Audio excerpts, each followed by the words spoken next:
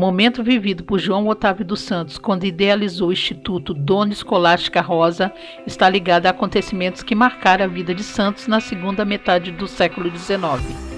A história da cidade santista está repleta de episódios que demonstram seu pioneirismo nos movimentos de vanguarda, a causa abolicionista que culminou com a antecipação da libertação dos escravos, a propaganda antimonárquica e a república ganhou forças nos comícios da praça pública e nas conferências faladas ou escritas, onde seus adeptos se sobressaíam pelos seus reconhecidos dons oratórios e palavras convincentes e arrebatadoras. Dentre eles, citam-se as figuras de Martim, Francisco e Silva Jardim, entre outros nomes importantes da história santista.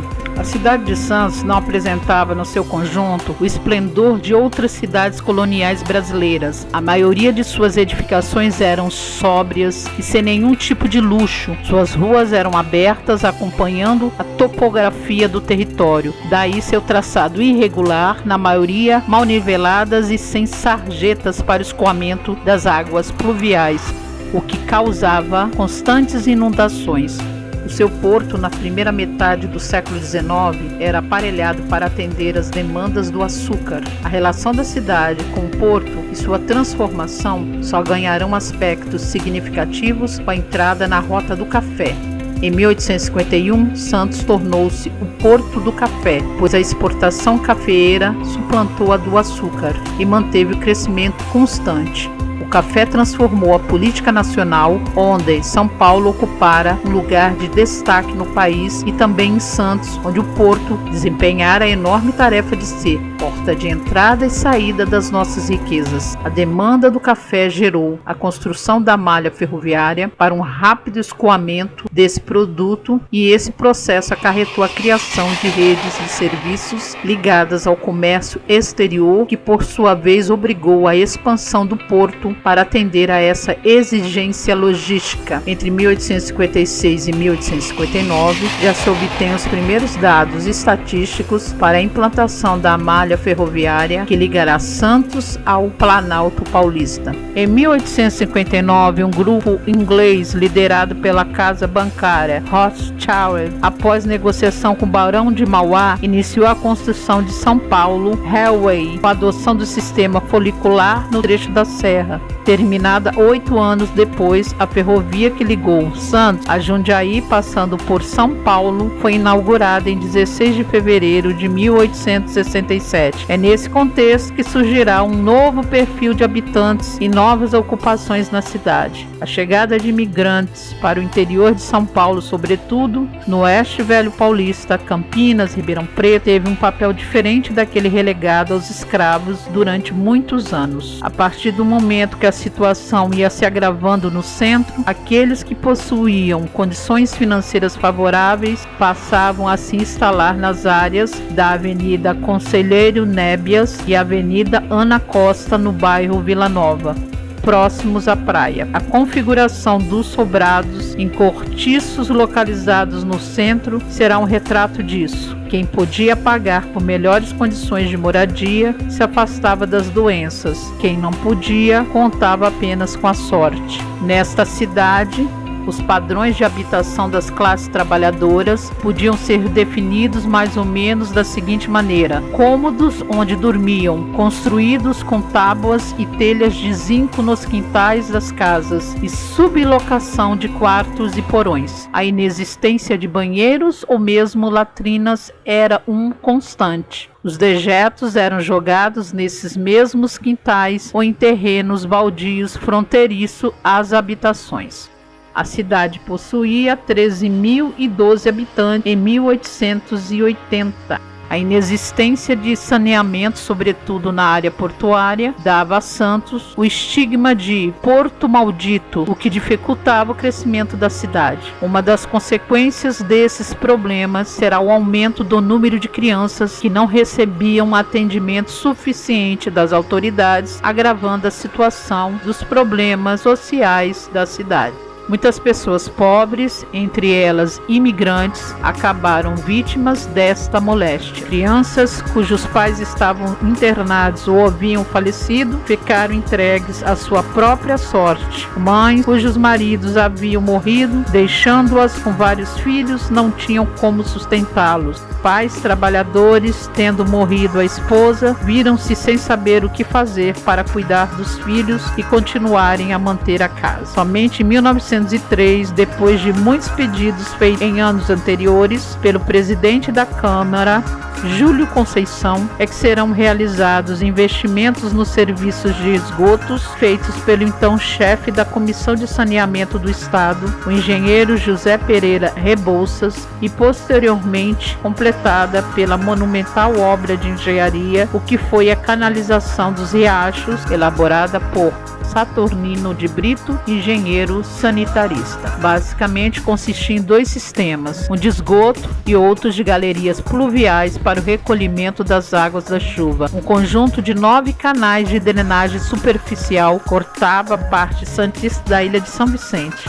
Apesar de receber comportas, os canais de drenagem eram ligados de modo através da força das marés, impedindo que águas paradas favorecessem a reprodução dos mosquitos transmissores da febre amarela. A modernização da cidade santista visava amenizar substancialmente os problemas de mortandade gerada pelas epidemias que assolavam Santos naquele período. Contudo, outras decisões foram tomadas no sentido de tratar do problema do menor abandonado. Nas províncias, multiplicou-se a intervenção do poder regional para se criarem instituições de assistência aos pequenos abandonados, dar-lhes um esboço de racionalidade dos espaços físicos, das normas, da disciplina e dos programas, e introduzir o ensino profissionalizante, preparando os educandos para uma atuação ordeira e produtiva na sociedade. Esse era o panorama em que João Otávio dos Santos presenciava. Nascido em Santos, filho natural de Dona Escolástica Rosa de Oliveira, ex-escrava que trabalhava na casa de João Otávio Nébias, seu padrinho e mentor intelectual, além de pai. Abafa o caso. Conselheiro Nébias propiciou ao futuro idealizador do Instituto Boa Educação. Entretanto, já aos 18 anos, ampliara os horizontes no ramo de compras e vendas de gêneros alimentícios. Fizeram dele uma das pessoas bem relacionadas e sucedidas de Santos. Assim como se tornou um homem rico, foi também muito participativo nas obras de benemerência da cidade, despendendo também apreciáveis quantias para a libertação de cativos. Na Santa Casa de Misericórdia de Santos, foi provedor. A doença já abatia João Otávio dos Santos. Solteiro, não possuía descendentes e ascendentes. Solicitou a presença de seu compadre, o político e comissário de café Júlio Conceição, pessoa de sua confiança, para ser seu testamentário e ficar responsável por colocar em prática seu último e importante desejo: fundar uma instituição para menores carentes e que fosse batizada com o nome de sua genitora, falecida em 1858, o Instituto Dona Escolástica Rosa. É importante frisar o aparecimento neste momento das primeiras associações beneméritas organizadas por particulares para manter escolas sem visar lucro. Experiência bem-sucedida com a criação em 1872 da Sociedade Propagadora de Instrução Popular e que mais tarde se chamará Liceu de Artes e Ofícios de São Paulo. Não atraíam João Otávio, pois o objetivo dessa instituição era a formação de mão de obra qualificada para atender às crescentes necessidades da província. João Otávio dos Santos idealiza em seu testamento um instituto destinado à educação intelectual e profissional de meninos pobres, semelhante ao Instituto Dona Ana Rosa, existente na capital. Criada em 1875, a Sociedade Protetora da Infância Desvalida, que de acordo com seus estatutos tinha por fim a educação de meninos desvalidos, consistindo esta na instrução primária, compreendendo a religiosa e moral, em princípios elementares das ciências que os habilitem para exercer utilmente e ofícios, especialmente da agricultura. Os estatutos também abriam a possibilidade o estabelecimento vinha a receber meninas desvalidas assim que convenientemente possível. Esses deveriam ter entre 7 e 14 anos, apresentar saúde satisfatória, não trazer aleijão que inabilite a qualquer trabalho e ser vacinado. O regime era de internato, fornecendo aos meninos desvalidos, além de instrução gratuita, casa, alimento, médico e botica, roupa para uso diário e uniforme.